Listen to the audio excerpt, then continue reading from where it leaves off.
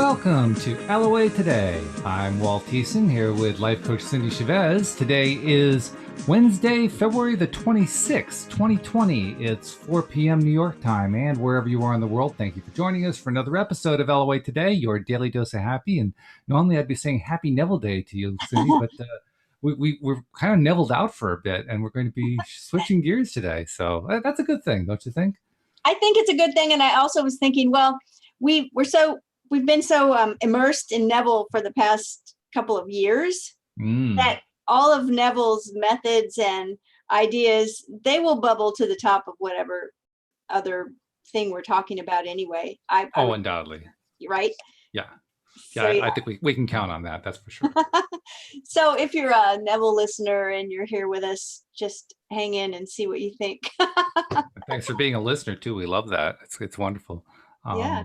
But I mean, we're kind of multidimensional in our LOA. We don't just listen to one teacher or one guru. We listen to a lot. We listen to inside. That's probably the best place to listen. But I know that you're like me in that we'll take inner wisdom wherever we can find it. Right. Seriously. Yeah. And I think that's probably the most important thing, is to be able to hear what your own inner wisdom is saying to you. Right. I mean, but I remember one time I was looking for a book. I don't mean a book on my shelf. I mean, I was just like searching for a new book. And I heard my inner wisdom say pretty loudly, you don't need a new book. You need to put into practice all the things you know already. Yeah. And I was like, oh, ouch. Okay. Yeah. So it's like, we can take in so much knowledge and we can listen to so many teachers, but if we want those things to have to produce results in our life, then we have to put them into practice, because none of this stuff works in theory, right? Well, it all works in theory, but it works a whole lot better in practice. And our listeners know that I've been wrestling with the practice a lot lately, because I've been working on a programming project that, first of all, you may remember that I gave up programming because I was done with it. And here I am doing programming again. Never really say never. That's right. Yeah, exactly. And it's been an opportunity, among other things, to practice staying high vibration in the face of stuff that can really drive you to low vibration. And I'm thinking that's a good thing. That's kind of like weightlifting. It's kind of like working out at the gym, because when you really push your muscles, they build, Yes, right. Exactly. And that's what I feel I'm doing. I feel like I'm building my inner being, my emotional, vibrational muscles, so to speak. So here's an interesting thing about that idea. And that is because sometimes people start to learn about law of attraction, about vibration, about conscious creating, whatever you want to call it. And anytime they feel something that's uncomfortable, they immediately try to go in a different direction. And in doing that, sometimes they really start making any discomfort, any pain, any feelings they don't like, any situations they don't like, they put them over in the bad category. Yes. And decide, oh, that's not good. That's not good. I'm supposed to keep a high vibration. I'm supposed to be feeling good, right? And then what happens is they start this process of shaming themselves inwardly anytime they have any bad emotions or bad feelings, or they have a situation in their life that isn't to their liking. So there's a hot, it's not that that's terrible, right? To recognize what we like and what we don't, what we prefer, what we don't prefer, what feels good and what doesn't feel good. Because we're human and that's what we're going to do. We're going to recognize all of that. But there's a higher level than just pushing it all away and, burying our head in the sand or turning our back toward it. And that is really greatly explained in the example you just gave, going to the gym, right? So you're going to the gym, and I can speak to this from experience because in my past, I was a weightlifter, right? And so we go to the gym and we work out, and we maybe work out really hard, and our muscles feel sore because of it. Mm-hmm. However, if I go and I maybe work really hard, and the next day, oh, my back is hurting, or my legs are really sore from all this heavy lifting. I don't mean working out. I mean like work, right? Like physical work. I might think, oh man, I worked too hard yesterday. Like this doesn't feel good at all. However, if I'm going to the gym and I have a goal in mind, like my goal is to get stronger, my goal is to build muscle, my goal is to, whatever my goal is, and I feel sore, that soreness can actually have a tinge of pleasure to it. So I'm like, ooh, it's working. My legs are sore, right? Right. And it's like, oh, that means something's happening here. My muscles are getting stronger. And so, it's the same sensation, but it's just a different frame. And so I think that that's a kind of around that spiral, right? It's like coming around a little higher. It's coming around to a different way of looking at it, to where when things in our life don't feel good, how can we reframe it to where it's not so painful? And it's advanced practice. It is advanced practice. I think the key there, the word there that's most important is practice, to actually practice anyway. Mm-hmm. Because to give you an example, I mean, we're using a gym example, right? Well, I joined a gym about a year ago. I went 6 times and then I was done. And, I just don't like gyms. I just don't. I like being outside. I prefer taking walks and doing outside activities. So I said, okay, well, I'm not going to torture myself with something I don't really want to do. I might as well do stuff that I like to do. So like I said, one of my favorite things to do is to go for a long walk, and usually at a pretty brisk pace.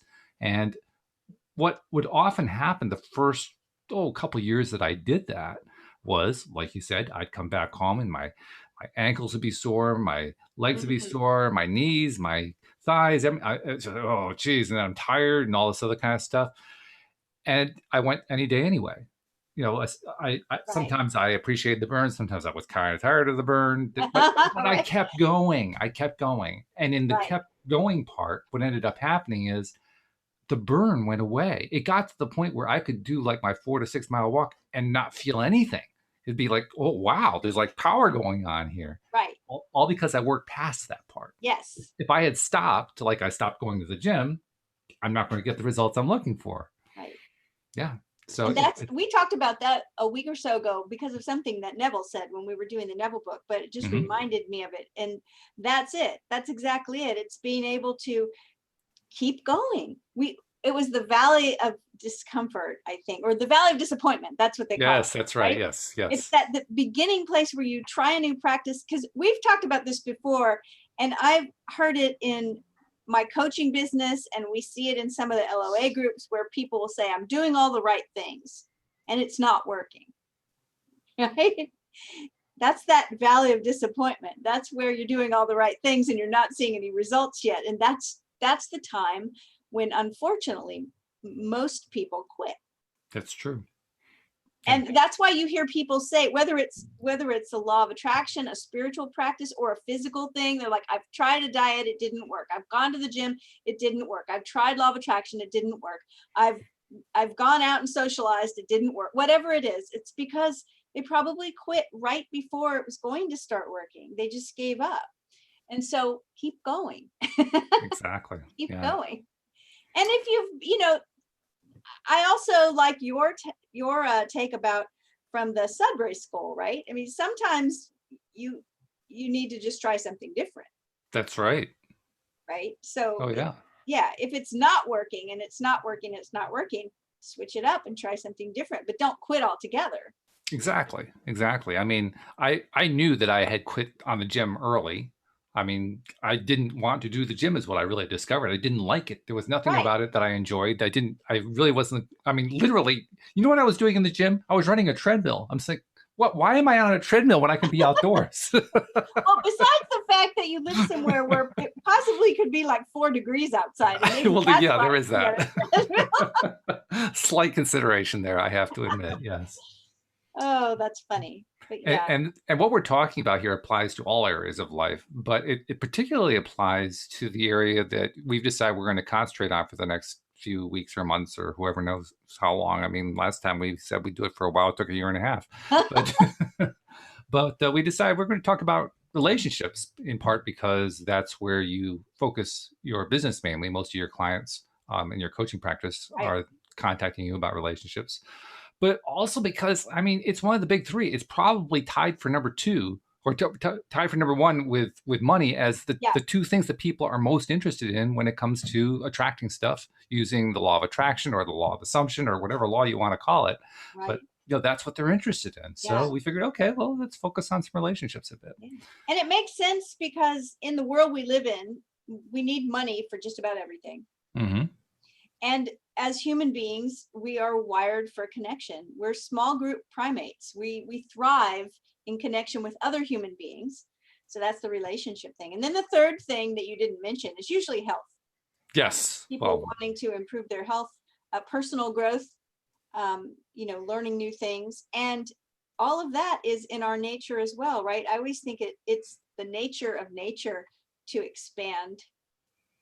So we always want to be expanding. It's a normal thing to want that. Interestingly enough, most of us put health number 3 on that list of money, relationships, and health, which is ironic because without the health, you really can't do the other two.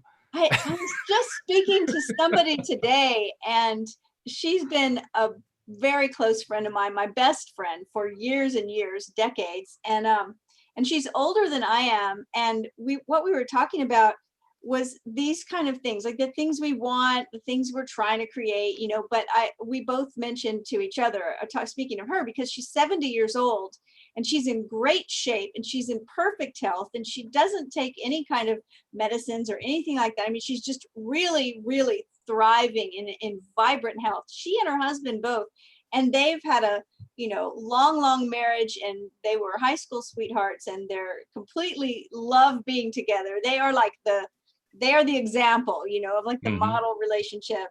And I was like, you have something that so many people want, right? You have your health, you have a wonderful relationship, and you have everything you need.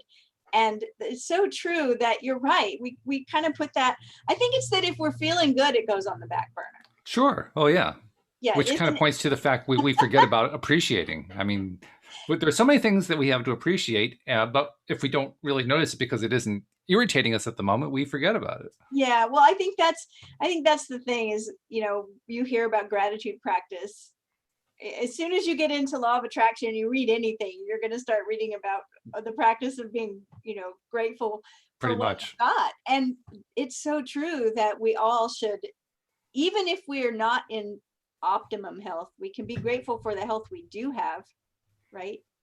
Absolutely. We've talked about this lots of times. And as far as, relationship, it's funny, as a relationship coach, I kind of see everything as a relationship. So I see our relationship with our body as part of that health equation. I see our relationship with money as, part of that equation. Generally speaking, I am dealing with interpersonal, right, relationships and how people communicate and people that want relationships. So I'm looking forward to this. I hope that we do get response from people that are our listeners.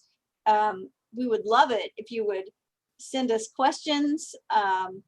Let us know what you want to talk about in the arena of relationship, because it's something I could talk for days about. So. And we will, because this is not just for today. We're going to be doing this every week for the next bunch of Wednesdays. So by all means, whatever the big relationship challenges are. And I don't know if you had anything in your mind for today, Walt, or if people are, I can't see what's going on in our video feed. So I know sometimes people will chat in the chat of our video feed, people that watch our podcast live. Well, we are getting some people commenting, no questions coming through, but if you're listening to the live stream, by all means, put something into the chat. We'll pick that up and talk about it. Jeffrey, as usual, is saying, I'm excited to stir the pot, mix it up. Let's co-create. Okay, let's do it. Well, I will say something that was on my mind, and I posted about it on Facebook today, is that in my over a decade of coaching, one of the things I've heard more than once is that people will say, women, I generally coach women. I do coach men too, but the majority of my clients are women. And so I will hear women say there are no good men out there. Of course, we're talking about women who are heterosexual and want to have a heterosexual relationship. But it could be the same thing for anybody, no matter what your sexual orientation and whether you're a man or a woman. If you're a man, you may say there aren't any good women out there. It's like, it's just a thought. And I used to say that too. It's a thought, right? And so I started thinking about it, thinking about either there are no good men out there, or all the men out there only want one thing, or the men are not or the men are not respectful, or all the men that seem interested in me are unavailable or married. I mean, these are all real scenarios that people will bring up. Have people say, oh my gosh, like every time a guy, you know, is interested in me, then I find out he's married, or I find out that he doesn't really want a relationship, or I find out, you know, so all of these things are really pretty common. Oh, yeah. And so I started kind of brainstorming on the reasons, and especially in the frame of law of attraction. And it's like, okay, I know that you think there are no good men out there, but that's just not true. There are plenty of good men out there. You just can't see them. So why are they invisible to you? And by the way, as one of those men many years ago, some 21 years ago, when I was still in the single realm, actually before that, because I met Louise that year. But back then, I would ask the flip side of that question, because I would hear all the time, there aren't any good men out there. And I'd say, but I'm one. Right, raising my hand. Can't you notice me? And I marveled at that, because it seemed like literally, I mean, I was hearing that a lot. I heard it a whole lot, and it would almost always be accompanied by, well, I mean, you're accepted. I said, well, thank you very much. You know, maybe you might actually be interested in me sometime. Oh, no, you're just a friend. You know. Well, I mean, it's very interesting why the good men out there might be invisible. And right, and it's always going to come back to the stories that we tell, and it's going to come back to our identity, those two things, which are also interconnected. And so I was trying to come up with reasons, and one of the reasons I was thinking about was, if you've been hurt in the past, right? If you've been hurt in the past, you will automatically put up some energetic boundaries. Like, have you ever heard someone say that someone has walls put up? Oh, yes. Right? I've known a few. Right? Or even like, seriously, like sometimes people will say, get a job or be involved in a group of people, and they will try, you know, I don't even mean intimate relationships, maybe just trying to make a friendship with somebody, and they'll say, wow, they have a lot of walls up, like they're untouchable, they're hard to get to know, or they don't seem interested. Well, if you've been hurt, you may automatically put those walls up. And here's the thing, men who are sensitive and caring, they know those walls are there, and they respect those walls, so they back off. Yes. Right? Men who don't care about your boundaries and don't care what you've been through, and they just want what they want, they may push right past that. So that's one of the reasons why some women say all the guys that, you know, approach me, they're always like bad boys, right? They're not good men. They're like, it's like, well, the good men are there, but they take a step back when you have walls up. So that's one of the reasons. I remember one time I had a client that I asked a question to, what is the number one thing that you want in a partner? Yeah. And they said they wanted to be respected. And I said, well, what would that look like if somebody really respected you? And they started saying, well, you know, I'll go out with someone and they will interrupt me, and they will talk over me, and they won't seem to really care about my opinion, and they'll do things like call me late at night when I've asked them not to. And I just let this client go on for a little while before saying, okay, now I asked you, what does respect look like? And you gave me all these examples of disrespect. And it really was a kind of mind blower for them. I remember them saying, it's like, oh, wow. Okay, let's talk. Okay, let's brainstorm then, because she had lots of experience, right? With disrespect. She knew what that looked like. Yeah. That's the other thing, is if you've been in a relationship where you were not treated well, that sometimes those experiences, they're still so charged for you. that you see them everywhere, right? Mm-hmm. It's really easy for you to spot that disrespectful behavior. It's really easy for you to see that. And it renders the other things, the good guys, it renders them sort of invisible. The other thing is the story that you tell about yourself. Oh, yes. And that's, remember that our relationships are always like a big mirror. So it's like, okay, so what do you want? You want to be respected. You want to be cherished. You want to be pampered. You want to be loved. You want to be seen and heard. And you want to have a good, you want to be with someone that has a really great opinion of you and that sees your unique gifts and talents. And okay, so where are you with all that? Do you treat yourself with respect? Do you give yourself credit for all of your unique gifts and talents? Do you pamper yourself? Do you love yourself? That's because that's what's going to be shining back at you, as literally like a mirror of all of your thoughts about yourself. Well, also the literal mirror will reflect that back to you if you look. If I can tell you a story, because I am in a wonderful marriage now, but Hooray. I got divorced in 2008, and it was a long marriage that was not a good marriage. Mm-hmm. And I was really working hard to frame it as being as good as it could be. And this is what I tell people this story when they are trying to LOA a relationship. In other words, they're in a relationship that's not a good relationship, and they are trying to shift it around with their thoughts. Now, I'm not saying that can't be done. Sure. What I am saying is that if you're in a relationship and you're not being treated well, then you can do the inner work to yourself and there will be a result, but it's not always the result that the other person changes. Sometimes it's a result that the other person leaves because you're not a match anymore. Right. Because suddenly you're giving yourself all this self-love and respect, and suddenly there's no match. That's what I realized. And talk about a literal mirror. Mm-hmm.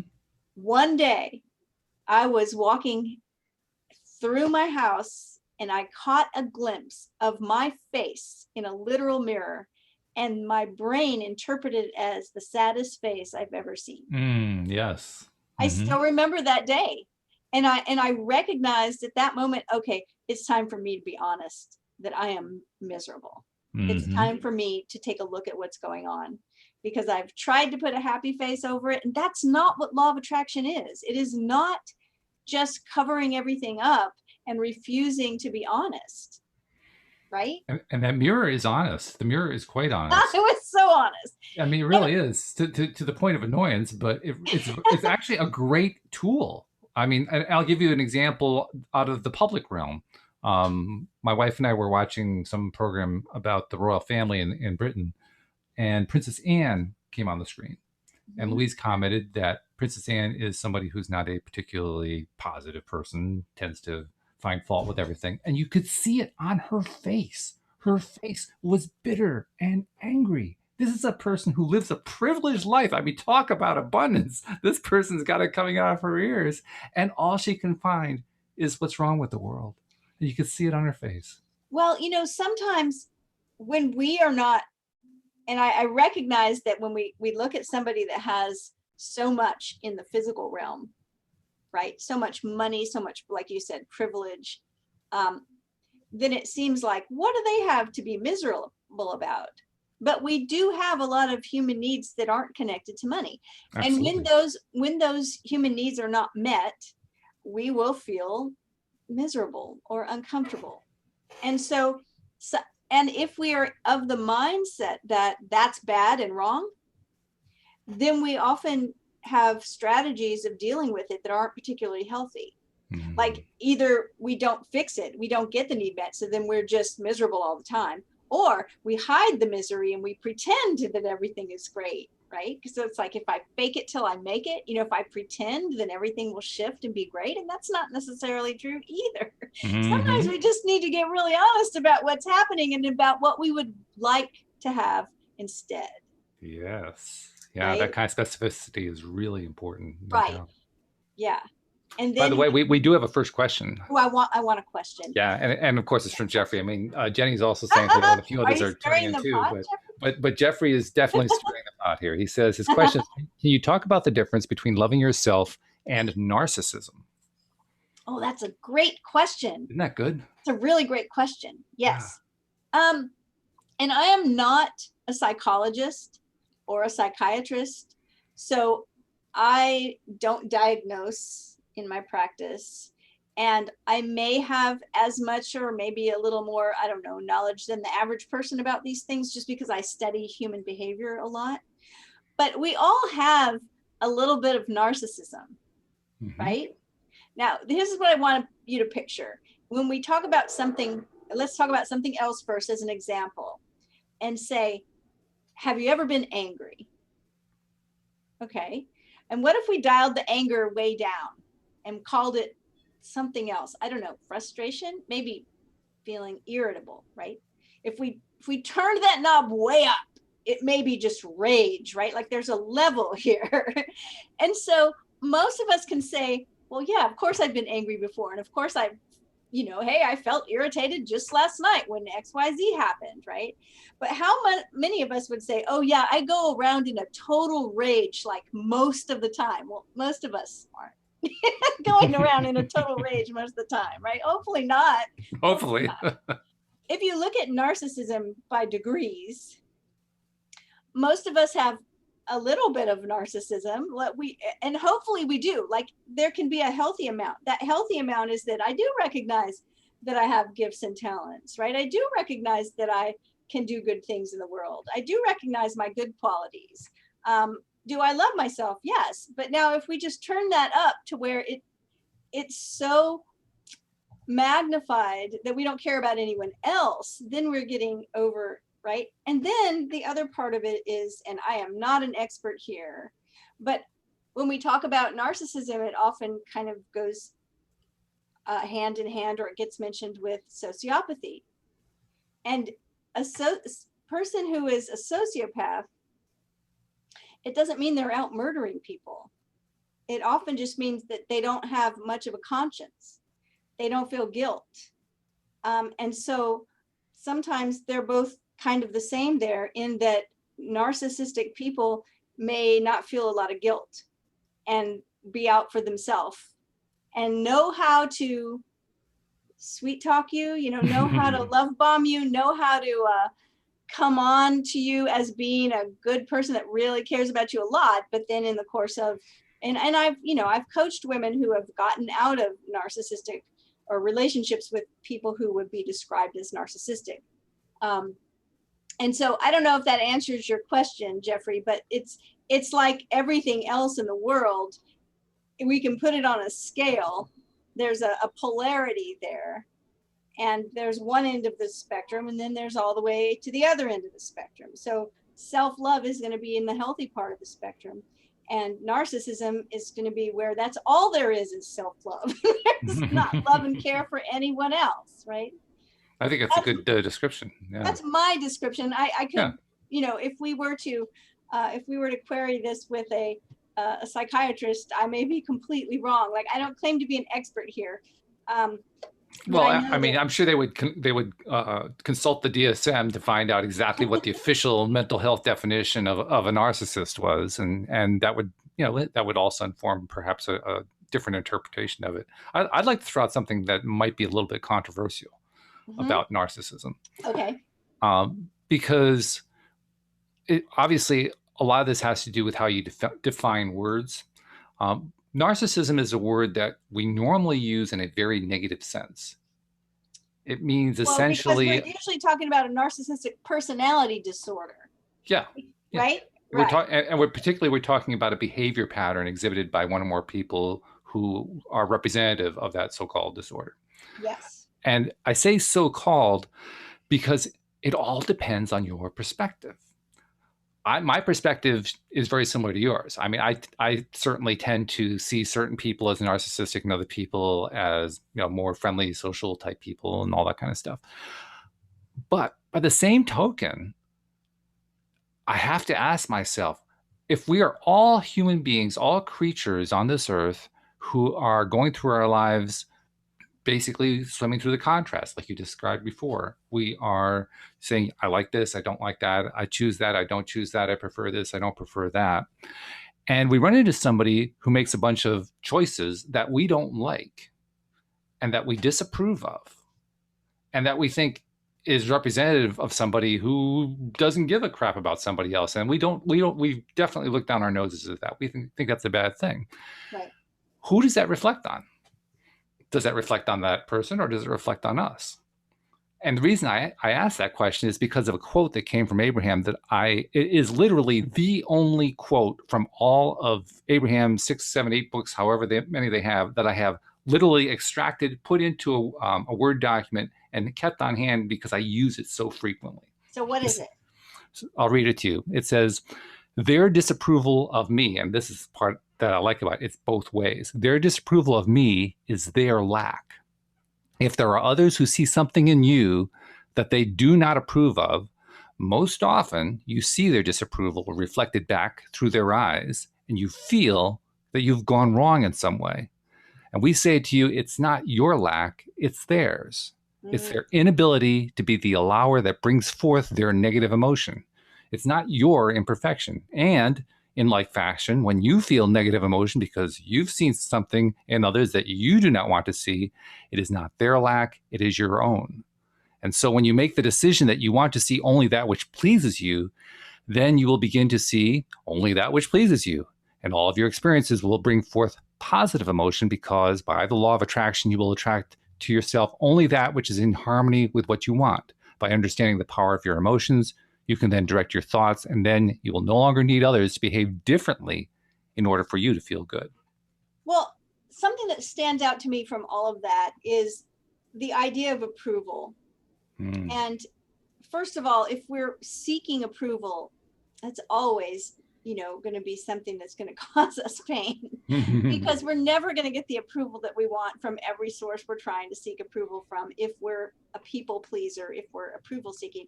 But the other part of the problem is that we often disapprove of ourselves. No kidding. Right? Yeah. Going back to the discussion of like, oh, I shouldn't be feeling this way, or I shouldn't be having these thoughts, or I shouldn't be doing these things, right? It's like, and we put all of this in this category of things we disapprove of ourselves, instead of recognizing that they're all human experiences and emotions, and they're all just giving us information. We can totally approve of it. That's so right. I actually looked up the dictionary definition of narcissism. Oh, okay. Inordinate fascination with oneself, excessive self-love. So, Jeffrey's question about what's the difference between self-love and narcissism, it's degrees. It's just a matter of degrees. At its simplest, it's just a matter of degrees. It's an interesting question. And I think the most fascinating part is that we get caught up in stuff like that because, and I think that's why I like the Abraham quote so much, because ultimately, if somebody else is a narcissist, why does it matter? Right. I get it. So here's why it matters. Here's why it might matter. Okay. Because there's nothing we can do about it. Right? There's not. It's like any other behavior. I can't, if you're a narcissist, there's nothing I can do about it. I mean, that's right. We can influence them, but I wouldn't recommend spending a lot of time on that. Well, but here's where it might matter. It's because we are all wired for connection and we're in relationship with each other. True. Yes. So where it might matter, and I don't even mean as far as diagnosing, I have to say, it's one of my pet peeves. I have known certain people in my life that are constantly diagnosing everyone. Like everyone's a sociopath, everyone's a narcissist, it's, oh, that person's a narcissist. Okay. So we learned a word and we know what it means. Now it's everybody, right? But it's not to say that there aren't sociopaths and narcissists out there. Well, sure. Right? They're out there.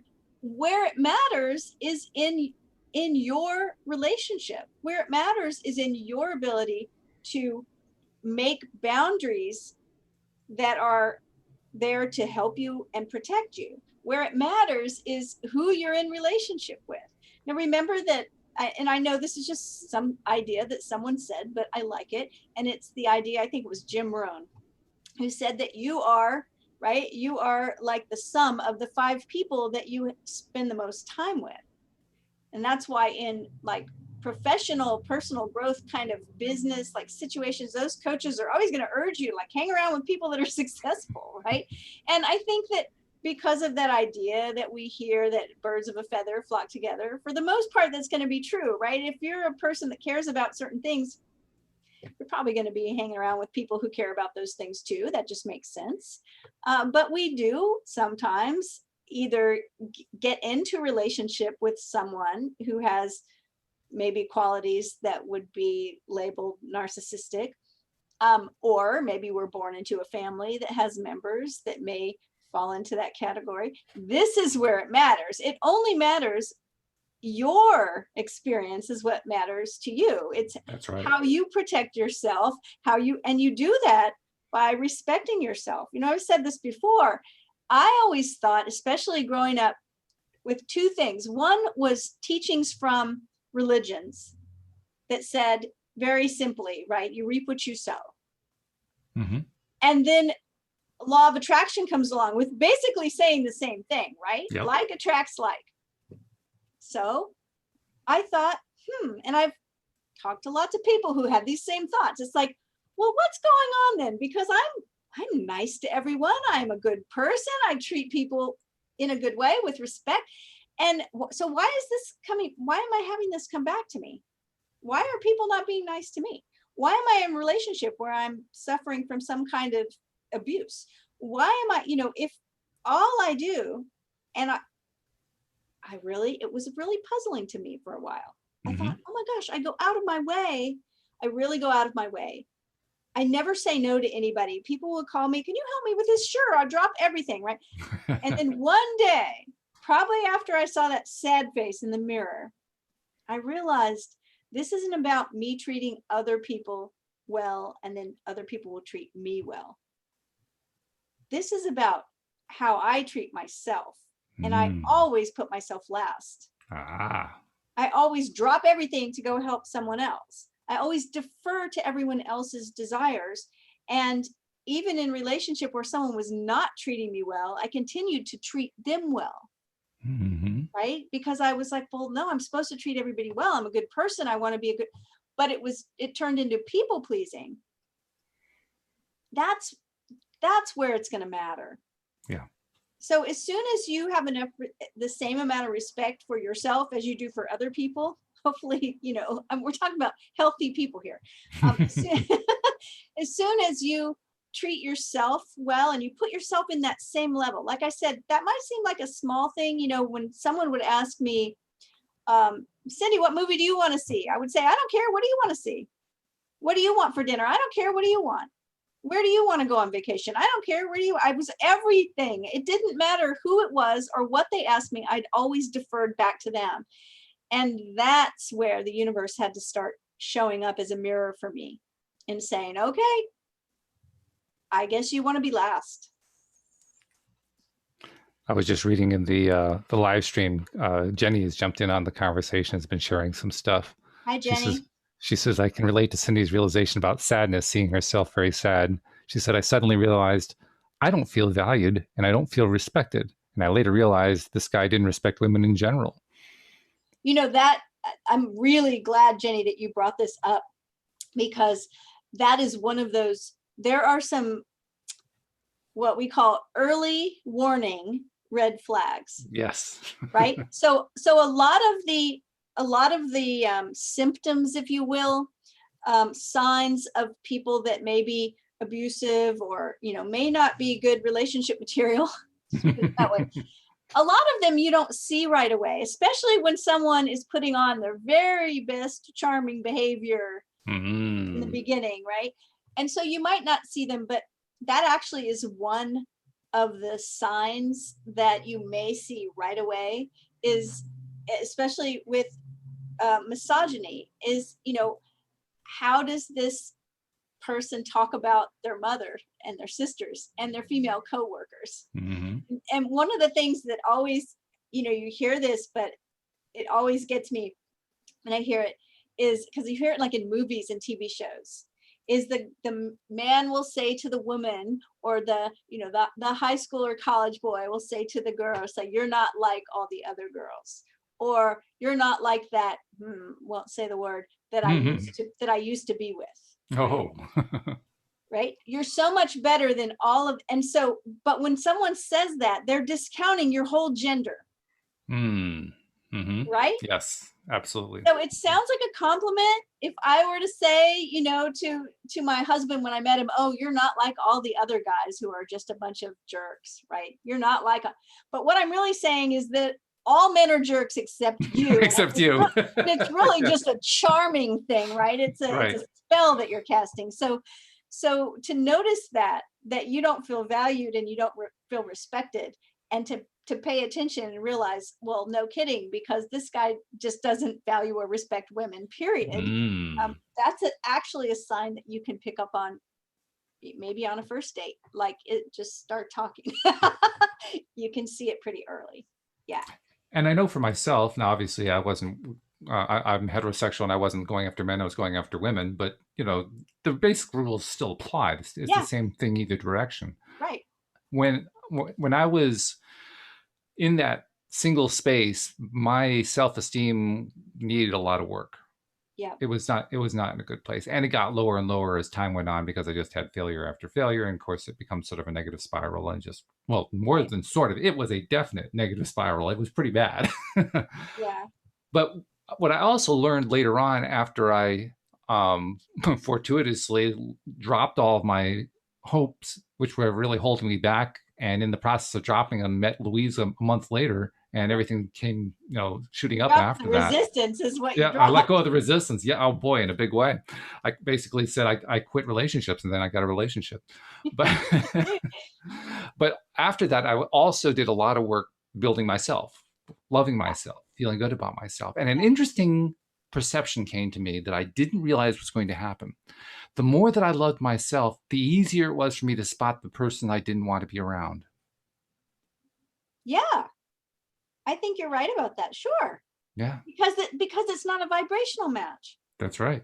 And that's why I say, sometimes you start showing yourself a lot of self-love, and there's one of two things that happen, and you hear these stories all the time, right? It's like, I worked with this person and they were just rude to me, and they were never nice to me, and they were just awful to be around. And then I started really loving myself and respecting myself, and it's like they just changed. Like all of a sudden they greeted me this morning when I went in. It's like, oh my goodness, what's happening? Okay, so yeah, sometimes that happens. But the other thing that happens sometimes is that you just suddenly become so glowing with self-love that you're not a match to them anymore, and something will happen to where you're not even around each other anymore, because there's just so much. It's like that magnet, like repelling, that kind of thing. So one of two of those things, that's usually what happens when you make a dramatic change in how you show up for yourself. But when you're people pleasing all the time, remember that what happens to your self-esteem is it just goes right in the trash bin. Yeah. Because you're basically giving your subconscious a message. Now remember, your subconscious is what creates everything, and your subconscious doesn't judge anything. Mm-hmm. If I think to myself, wow, I really blew it today, what a loser, I'm just not good at this, my subconscious does not say, oh, that's a bad thought, don't think that, you're going to create bad self-esteem. My subconscious just goes, okay. Yeah, right. All right. Loser. Okay, I guess we're a loser now.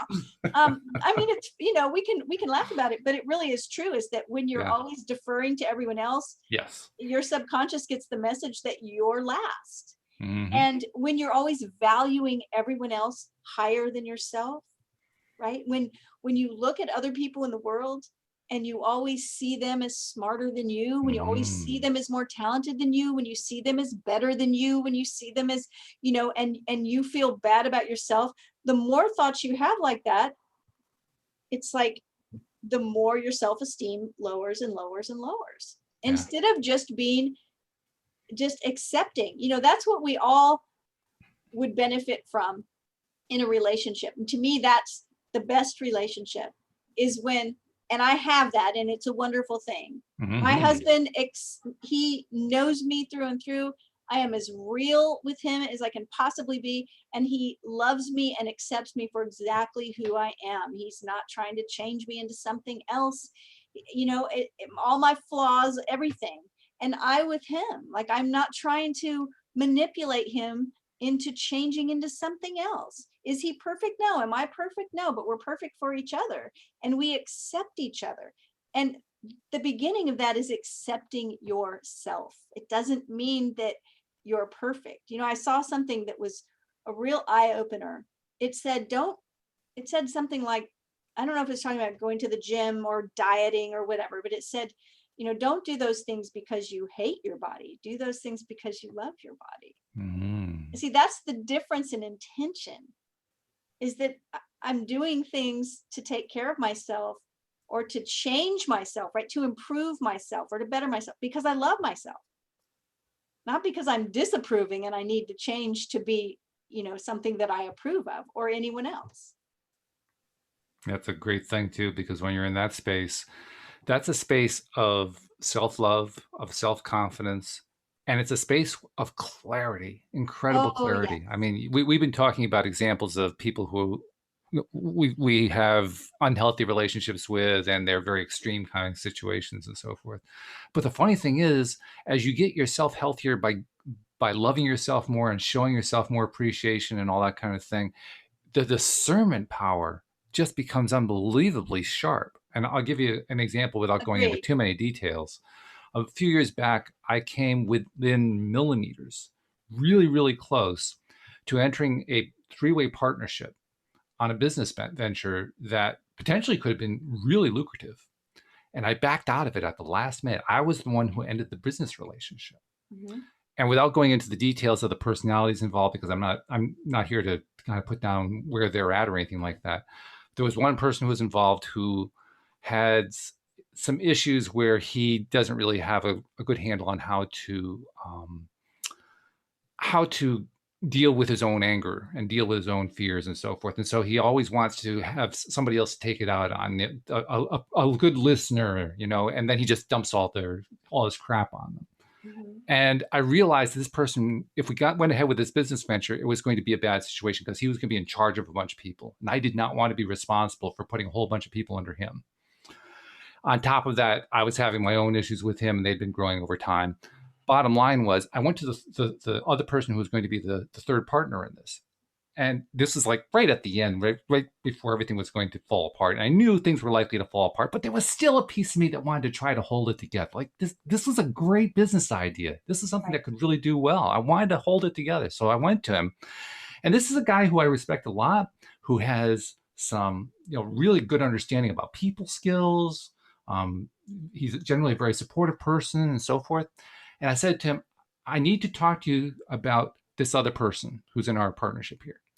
And I need you to promise to just hear me out and promise you're not going to say to him what I'm telling you. Mm-hmm. And he refused to do it. He refused to agree to that because in his view, and he has a lot of business experience, in his view, that was not a healthy business partner relationship. And I can respect that. I understand his viewpoint. And as soon as I heard him say that, I knew I had to end the relationship between the three of us. Because my discernment had told me, yes, Gary, I understand what you're talking about, but you forgot one thing. You told me you want me in this business relationship because you trust me. Where did that trust go? Mm-hmm. He wasn't trusting me. Mm-hmm. He wasn't trusting me. And that was a bit of an eye-opener. This guy, I didn't mean to mention his name, but this guy who I thought very highly of was demonstrating to me that all he had told me was not really true. Kind of like what you mentioned about the person who says, well, you're different from all the other girls. You're different from all the other guys. Well, wait a minute. Okay. If you really believe that, treat me that way. Yeah. Treat me that way. Now, I would never have discerned that one if I hadn't built up my own self-love. That one would have skipped right by me. Well, that's the thing, is that once you start treating yourself the way you want to be treated, right? And it's really obvious. Like, I encourage people, we hear a lot about self-care, right? Especially in kind of life coachy circles, we hear a lot about self-care, and especially with women, you know, people all automatically always talk about, you know, getting a manicure or a massage or, you know, things like that. Fine, those things are great, but those things are actually in the category of pampering.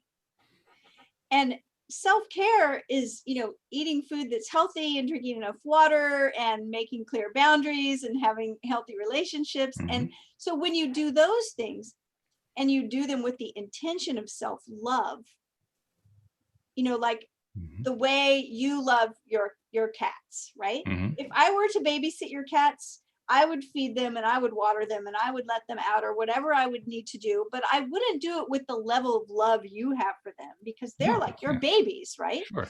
So that's what I'm talking about, is when we take care of ourselves to do it with love. And you're right, it sharpens our discernment in all of our relationships, because suddenly our subconscious, I guess, is recognizing how we should be treated. We teach the universe how to treat us. We teach other people how to treat us by how we treat ourselves.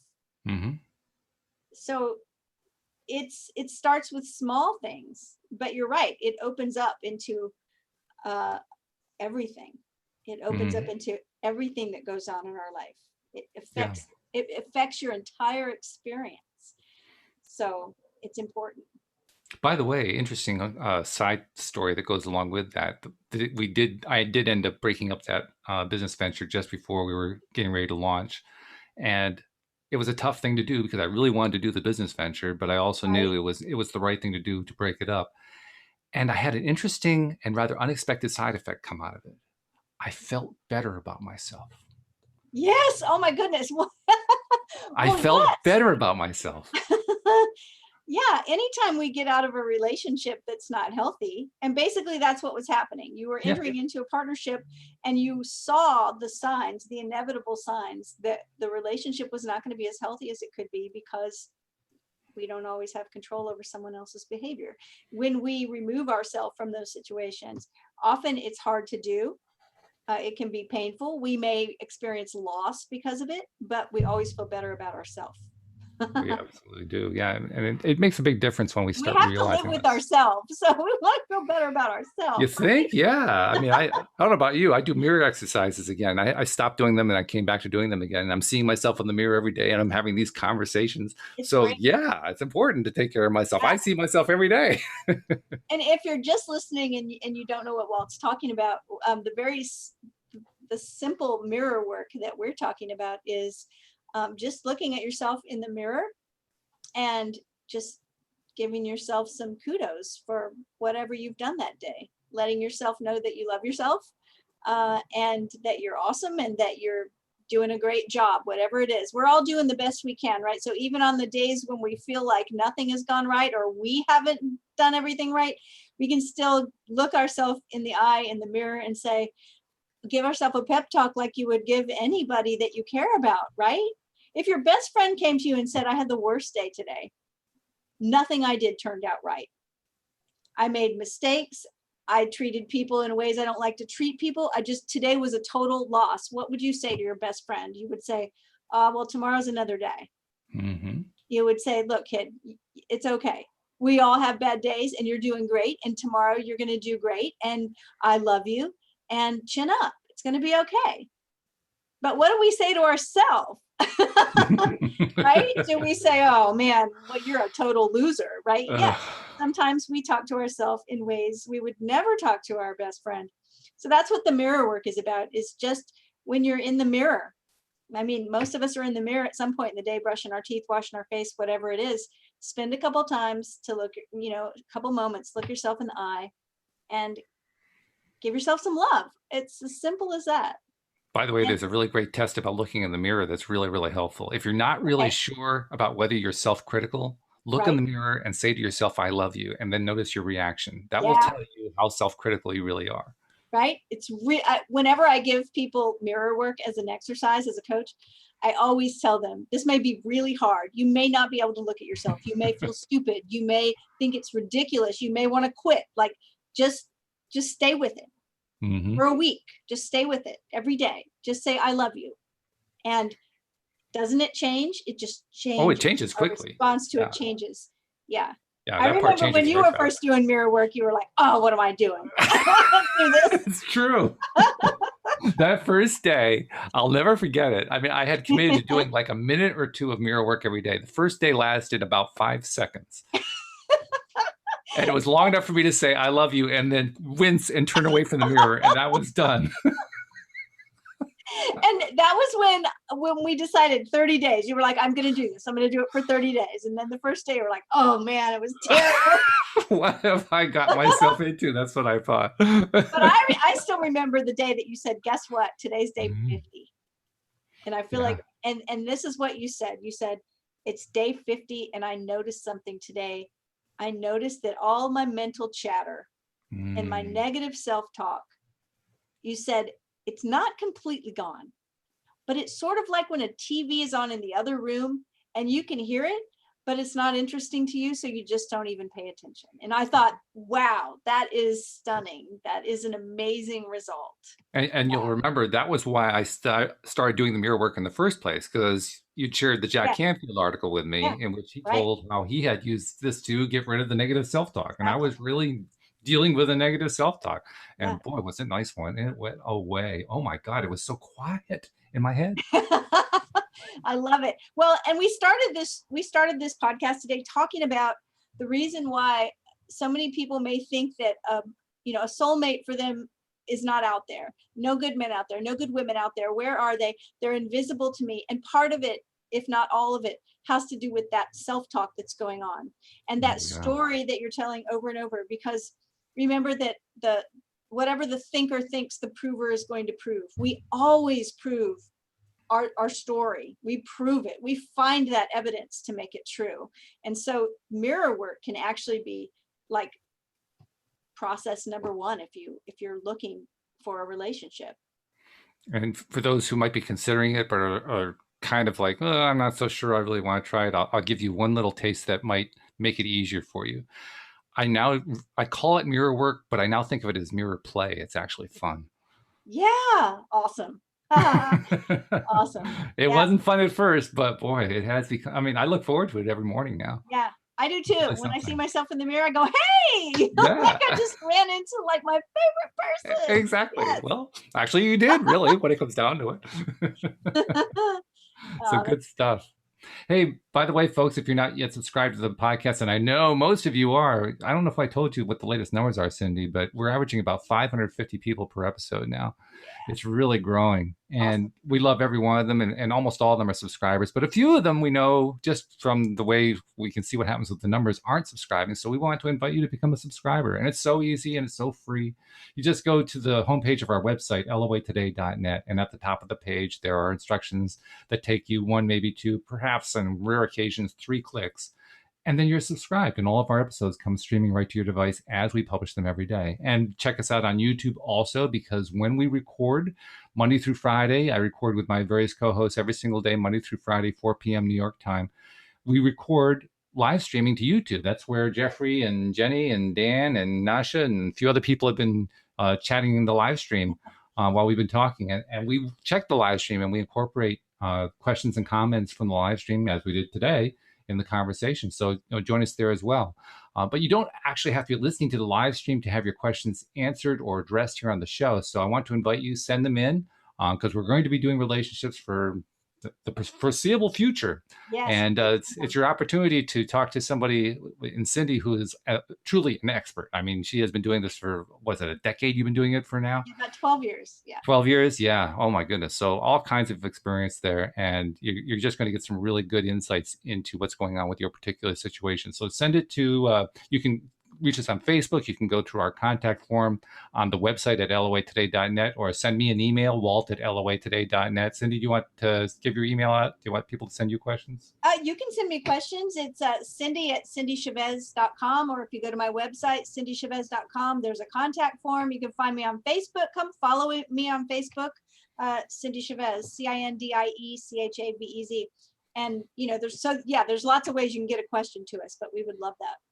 Very, very good. Yes. And by the way, just to give you a little heads up, not only will we be addressing any questions that come in over the next week, next Wednesday, but I'm going to make it a point next week to spend a little more time on what does it take to actually be better at loving yourself. So let's start, focusing on that. What can we do? We talked about mirror exercises. That's one thing you can do, but there are lots of things you can do. So let's see what we can talk about for next week. Excellent. Perfect. So, thank you, Cindie. As usual, you are sterling. Absolutely wonderful. I love being here. Thank you. I love it too. Thank you to our live streamers, especially thank you to our podcast listeners as well. We'll see you all next time here on LOA Today. Goodbye, everybody. Bye, everyone.